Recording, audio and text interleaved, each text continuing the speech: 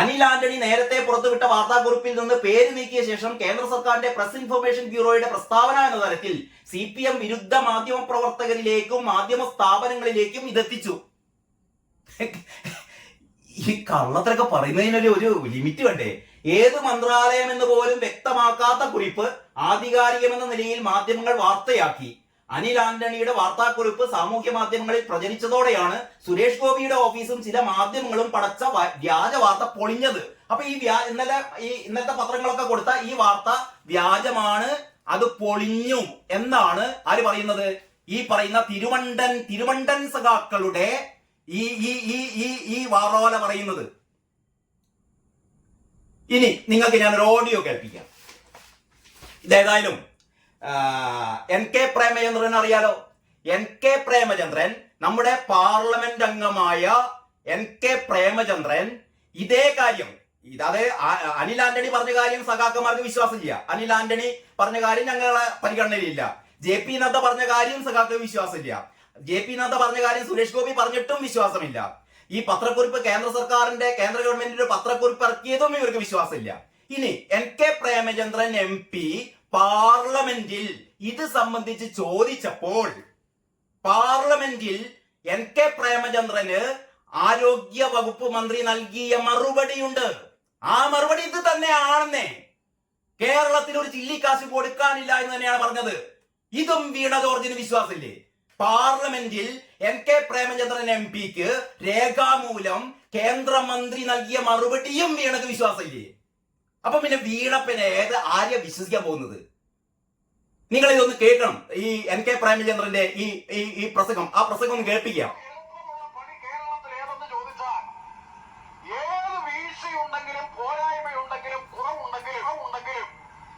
അത് മുഴുവൻ കേന്ദ്ര ഗവൺമെന്റിന്റെ ചുവരിലേക്ക് വെക്കുകയും ഏത് നന്മയും നേട്ടവും മികവും ആനുകൂല്യവും ഉണ്ടെങ്കിലും അതിന്റെ മുഴുവൻ അവകാശവാദം സംസ്ഥാന ഗവൺമെന്റ് ഏറ്റെടുക്കുകയും ചെയ്യുന്ന ഒരു സമീപനമാണ് കേരളത്തിൽ പിണറായി വിജയൻ ഗവൺമെന്റ് ഇപ്പോൾ സ്വീകരിക്കുന്നത്.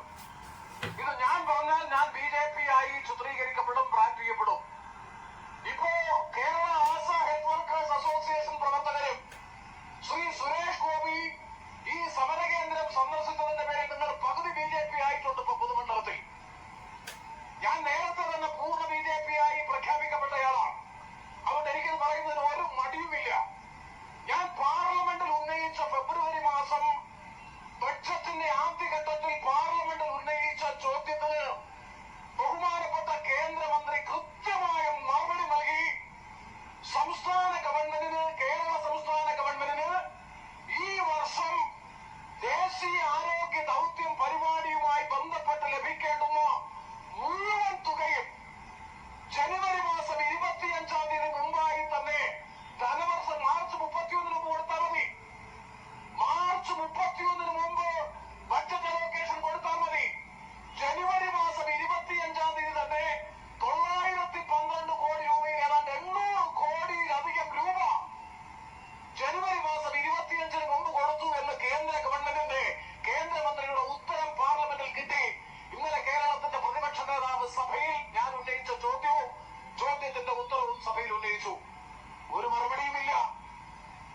അതാണ് ഞാൻ നേരത്തെ സൂചിപ്പിച്ചത്. എന്തുണ്ടെങ്കിലും കേന്ദ്രം പറഞ്ഞാൽ പ്രതിപക്ഷം പറയില്ല. കാരണം BJP, RSS, സംഘപരിവാർ.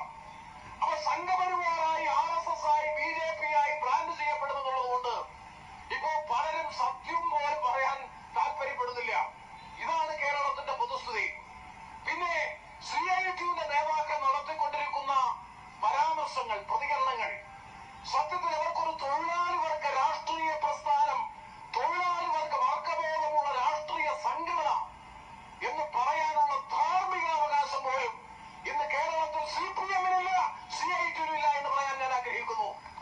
ഒരു കേന്ദ്രമന്ത്രി സമരകേന്ദ്രം സന്ദർശിച്ചപ്പോൾ വനിതകളുമായി അദ്ദേഹം സൗഹൃദ സംഭാഷണം നടത്തിയതിന് കൊടുത്ത പരിപ്രേക്ഷ്യം, വ്യാഖ്യാനം, ഏത് സർവകലാശാലയിൽ, പിണറായി സർവകലാശാലയിൽ പഠിച്ചവർക്ക് മാത്രമേ ഈ തരത്തിലുള്ള പരാമർശം നടത്താൻ കഴിയൂ.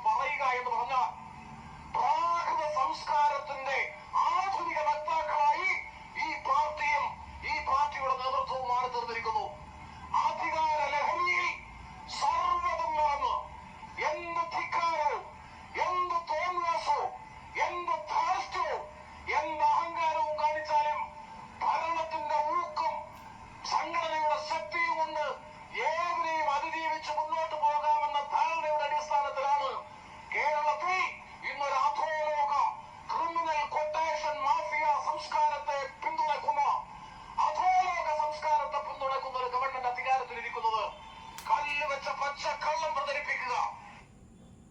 തൽക്കാലം ഇത്ര കേട്ടല്ലോ.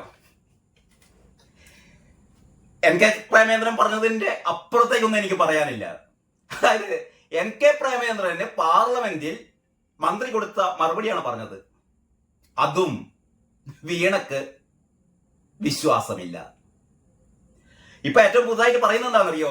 മൂന്നാം തവണയും പിണറായി തന്നെയാണ് അധികാരത്തിൽ വരുന്നതെന്നാണ് ഇപ്പം കേൾക്കുന്നത്. മൂന്നാം തവണയും അധികാരത്തിൽ വരാൻ പോകുന്ന പിണറായി സർക്കാർ. ഇനി അടുത്ത നിയമസഭാ തെരഞ്ഞെടുപ്പ് വരെ ഇവർ കൊട്ടിപ്പാടാൻ പോകുന്ന കാര്യം ഇതാണ്. ഞങ്ങളിതാ മൂന്നാം തവണയും ഇങ്ങനെ പറഞ്ഞ് ജനങ്ങളുടെ മനസ്സിൽ ഇനി ഇവരിതാ വീണ്ടും വരുന്നു എന്ന് പറഞ്ഞ് ജനങ്ങളെ വെറുതെ പേടിപ്പിക്കല്ല സഖാക്കളെ. ചൂണ്ടുവിരലുണ്ടല്ലോ, ചൂണ്ടുവിരൽ മഷി ഇങ്ങനെ കുത്തിയിട്ടെ ആ ചൂണ്ടുവിരൽ ഇവർ ഉയർത്തും. പിണറായി വിജയൻ മൂന്നാം പ്രാവശ്യം അധികാരത്തിൽ വരും എന്ന സ്വപ്നവും കണ്ട് നിങ്ങൾ ഉറങ്ങിക്കോ. 2026 തെരഞ്ഞെടുപ്പ് വരുമ്പോ അപ്പം കാണും. ഇതിനൊക്കെ അനുഭവിക്കും. 26,000 ആശാ തൊഴിലാളികളുടെ കണ്ണീരാണ് നിങ്ങളുടെയൊക്കെ മുകളിൽ ശാപമായി വീഴാൻ പോകുന്നത്. ഓർമ്മ വേണം.